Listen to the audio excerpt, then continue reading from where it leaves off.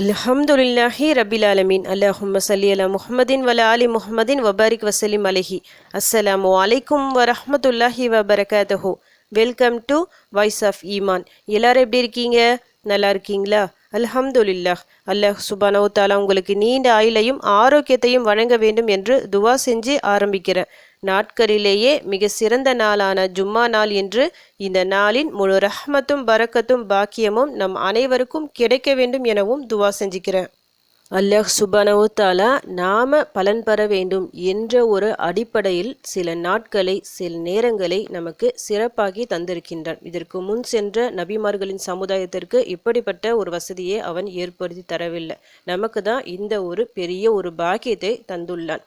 என்னன்னா, இப்போ நம்ம அந்த ஒரு நாள் இருக்கு பாருங்க, ஒரு சிறப்பான ஒரு நாள் இருக்கும். அந்த நாளில் நாம சின்னதாக ஒரு அமல் செஞ்சால் கூட அதிகமான நன்மைகள் நமக்கு கிடைக்கும். அதனால தான் இப்போ நம்ம பிறப்பால எப்படி நபி ஸல்லல்லாஹு அலைஹி வஸல்லம் அவர்களின் சமூகம் நாம், கடைசி நபி, இறுதி நபி தான் நபி அவர்கள், அவங்க சமூகம் நாம.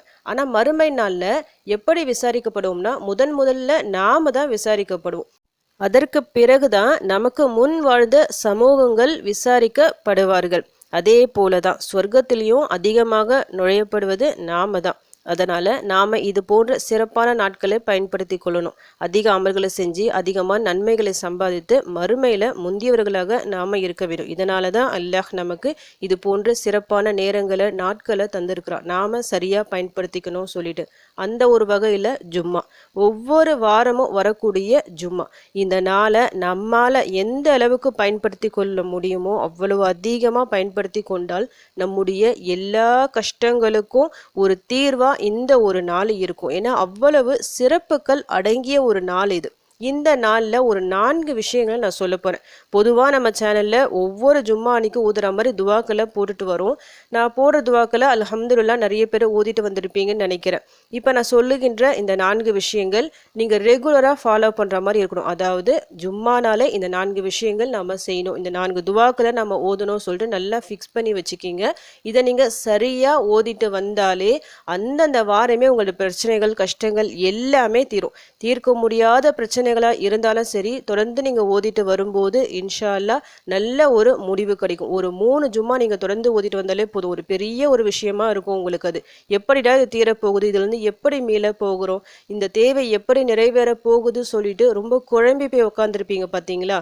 ஒரு 3 ஜும்மா அன்னைக்கு நான் சொல்ற மாதிரி இந்த 4 துவாக்கள் நீங்க ஓதி பாருங்க. இன்ஷா அல்லாஹ் ஒரு ஜும்மாவிலேயே உங்களுக்கு விடை கிடைச்சிடும். அப்படி இல்லைன்னா குறைஞ்சது 3 ஜும்மாக்கள் தான், அதுக்குள்ள நல்ல ஒரு சூழ்நிலை, நல்ல மாற்றங்கள் ஏற்படும். அந்த அளவுக்கு சிறப்பு வாய்ந்த நாள் இது. அதில் முதல் துவா என்னன்னா, ஜும்மா நாளே ஃபஸ்ட்டு நம்ம ஓத வேண்டியது சலவாத். நபி ஸல்லல்லாஹு அலைஹி வஸல்லம் அவர்கள் மீது அதிகமாக நம்ம சலவாத் சொல்லணும். அல்லாஹ்விடமிருந்து அதிகமான அருளையும் உதவியையும் பெற்று தரக்கூடிய சிறந்த ஒரு துவா இது. நாம ஒவ்வொரு வாரமும், அதாவது நாம சொல்கின்ற செலவாத்து ஒவ்வொரு வாரமும் ஜும்மா அன்னைக்கு தான் மலக்குமார்கள் நபி ஸல்லல்லாஹு அலைஹி வஸல்லம் அவர்களிடம் போய் கொண்டு சேர்ப்பார்கள். எப்படி போய் சேர்ப்பாங்க?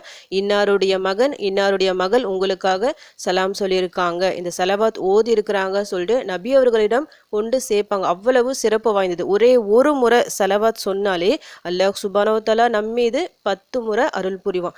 நம்முடைய 10 தவறுகளை மன்னித்து 10 அந்தஸ்துகளை அல்லாஹ் உயர்த்துவான். அவ்வளவு சிறப்பு வாய்ந்த துவா இது. அதனால ஓத மறக்காதீங்க. உங்களுக்கு தெரிஞ்ச செலவாத் எது வேணாலும் ஓதிக்கிங்க. வியாழக்கிழமை மஹ்ரிப் தொடங்கி வெள்ளி மஹ்ரிப் வரை தொடர்ந்து ஓதிக்கிட்டே இருங்க. எந்த செலவாத் ஓதுவது சிறந்தது அப்படின்னு கேட்டால், தொழுகையின் அத்தியாயத்தில் ஓதுவோம் பார்த்தீங்களா, அந்த செலவாத்தை ஓதுவது சிறந்தது. அடுத்து 2வது துவா தௌபாவிற்கான துவா. உங்களுக்கு தெரிஞ்ச தௌபா துவாக்கள் எதெல்லாம் இருக்கோ அது எல்லாத்தையும் ஓதுக்குங்க. இல்லை எனக்கு ஒன்றுமே தெரியலன்னா அஸ்தக்ஃபிருல்லாஹ், இந்த ஒரு வார்த்தையை தெரியாதவங்க யாருமே இருக்க முடியாது. இந்த ஒரு வார்த்தையை அதிகமாக ஓதிக்கிங்க. வியாழக்கிழமை மஹ்ரிப் வந்தாலே உங்களுக்கு இந்த விஷயங்கள் எல்லாம் ஞாபகம் வரணும். ஓதிக்கொண்டே நீங்கள் வேலை செய்யும் போது எல்லா நிலையிலும் ஓதலாம். அடுத்து 3வது விஷயம் துவாக்கள்.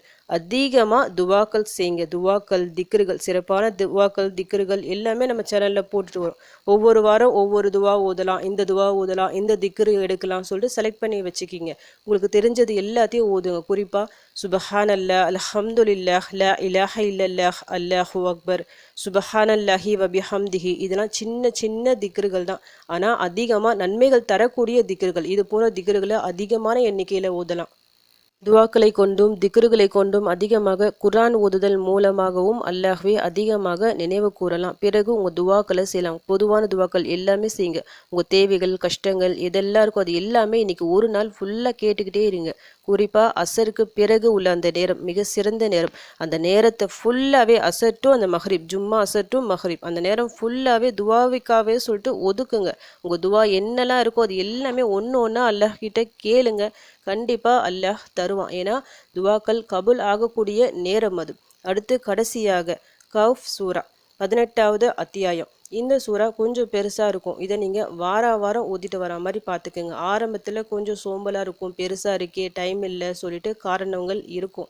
ஆனால் அவ்வளவு சிறப்புகள் அடங்கிய சூறா இது. இந்த சூறா ஓதுவது சுன்னா. நபி ஸல்லல்லாஹு அலைஹி வஸல்லம் அவர்கள் ஓதியிருக்காங்க, நாமளும் ஓதலாம். இந்த சூறா ஓதுவதன் மூலமாக நமக்கு பல பலன்கள் கிடைக்கும். இந்த ஒரு வாரம் இந்த ஜும்மா நீங்கள் ஓதுறீங்க, அடுத்த ஜும்மா வரைக்கும் நிறைய பிரச்சனைகள் வந்து அல்லாஹ் நம்மை பாதுகாப்பான்.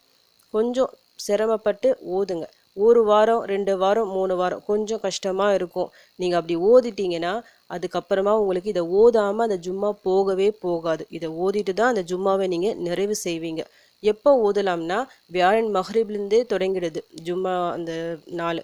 அதனால் வியாழன் மஹ்ரிப் டு வெள்ளிக்கிழமை அசர் வரைக்கும் நீங்கள் எந்த நேரம் உங்களுக்கு டைம் இருக்கோ அப்போ ஓதிக்கிங்க. நிறைய சிறப்புகள் அடங்கிய சூறா இது. மிக முக்கிய 3 வரலாறுகள் இதில் அடங்கி இருக்கு. ஒன்று கவுஃபாசிகள் அவங்களுடைய வரலாறு இதில் இருக்குது. அடுத்தது மூசா அலைஹிஸ்ஸலாம் அவங்கள பற்றி சில விஷயங்கள் இதில் இருக்கும். அடுத்ததாக துல்கர்னைன்னு சொல்லிட்டு ஒரு மன்னன் இருக்காங்க பார்த்தீங்களா, யஜூஜ் மௌஜூஜ், இந்த ஒரு விஷயங்கள் பற்றி இதில் இருக்கும். தமிழ் அர்த்தத்தை நீங்கள் படித்து பார்க்கும்போது தெரியும், அந்த அளவுக்கு நல்ல சிறப்பாக இருக்கும். அதனால தான் அல்லாஹ் இந்த ஒரு சூறாவிற்கு இவ்வளவு சிறப்பை தந்து இந்த நாளில் ஓதுற மாதிரி நம்மளை எல்லாரையும் செஞ்சுருக்கிறான். அதனால் முடிஞ்ச அளவுக்கு ஓதுங்க. இந்த 4 விஷயங்களை கரெக்டாக ஃபாலோ பண்ணிக்கிங்க. ஜும்மானாலே இந்த 4 விஷயம் தான் உங்களுக்கு ஞாபகம் வரணும். சலவாத்து, தௌபா, துவாக்கல், கஃப் சூரா. வியாழக்கிழமை மஹ்ரிப் டு வெள்ளி மஹ்ரிப் வர ஃபுல்லாக அல்லாஹ்வை அதிகமாக நினைவு கூறுங்க. நார்மலாகவே நம்ம அல்லாஹ்வை நினைவு கூர்ந்து கொண்டு தான் இருக்கணும். இந்த ஒரு 2 நாட்கள் கொஞ்சம் எக்ஸ்ட்ரா அல்லாஹ்வை அதிகமாக வணங்க முயற்சி செய்யுங்க. இதன் மூலமாக உங்களுடைய பல கஷ்டங்கள் தீரும். அது தீர்வதற்கு நீங்கள் கேட்கக்கூடிய இந்த துவாக்கள் இந்த நாட்கள் காரணமாக இருக்கும். நம்பிக்கையுடன் துவா செய்யுங்க. இன்ஷால்லா உங்கள் அனைத்து பிரச்சனைகளும் கவலைகளும் எல்லாத்தையும் அல்லாஹ் லேசாக்குவான். உங்கள் பிரச்சனைகள் எல்லாம் தீர்னு சொல்லிட்டு உங்களுக்காக நானும் துவா செஞ்சுக்கிறேன். எனக்காகவும் என் குடும்பத்திற்காகவும் நீங்களும் துவா செஞ்சுக்கிங்க. அல்ஹம்துலில்லாஹ். இந்த வீடியோ உங்கள் எல்லாருக்கும் யூஸ்ஃபுல்லாக இருந்திருக்கும்னு நினைக்கிறேன். நீங்கள் தெரிஞ்ச இந்த விஷயத்தை மற்றவங்களுக்கும் எத்தி வைங்க. இதன் மூலம் அவர்களும் பலனடையலாம். இன்ஷா அல்லாஹ். அடுத்த பதிவில் சந்திக்கலாம். ஜஸக்கல்லாஹு கைரன் கசீரா. அஸ்ஸலாமு அலைக்கும் வரஹ்மத்துல்லாஹி வபரகாத்துஹு.